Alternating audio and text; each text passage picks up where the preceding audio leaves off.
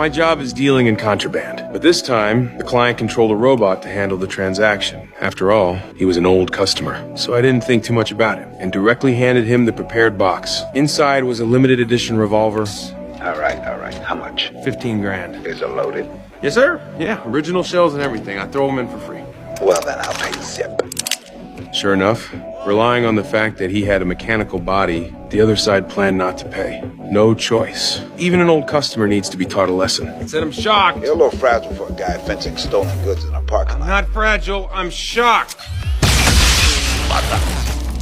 If I dare to sell contraband, I'm definitely prepared with backup plans. Unfortunately, I didn't make any money this time, but at least I got to pick up a robot for free. And just as we were lifting the robot, two people actually slipped into the truck quietly. After that, I drove the low-budget version of Optimus Prime back to the base. While Herm was carrying boxes, he was still complaining that the boxes were especially heavy, without realizing that the two people were hiding inside. But very soon, a burst of music suddenly rang out, and I quickly caught the two of them. Seeing that their combination was very similar to my own, I didn't make things too difficult for them, because in this world, artificial intelligence, robots, and humans had once gone to war. Humans, relying on brain-machine interfaces, began to gain the upper hand in the war. Soldiers could wear neural interfaces to control robotic bodies and fight those robots. In the end, humanity emerged victorious. The remaining robots were driven to the edge of the desert, and massive 100-meter-high walls were built there, completely turning it into a forbidden zone for humans. The girl said she wanted to enter the quarantine zone to find someone. I warned her that it wasn't a fun place, and that it was easy to lose your life there. Just at that moment, the elevator nearby suddenly started going up. Obviously,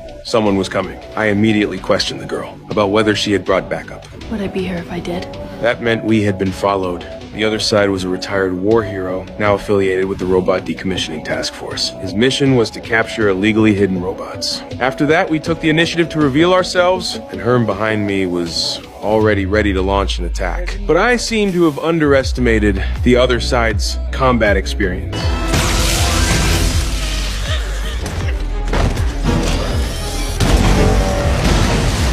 Facing his overwhelming firepower, Herm and the others were quickly locked onto. Fortunately, the girl seized the opportunity and used a fire extinguisher to interrupt his charge-up. The next second, the fire extinguisher was crushed apart by him with his bare hands. Luckily, Herm and the others managed to escape. Then the girl shut off the lights, and I took the chance to strike. But it seemed that my weapon was a bit behind the times.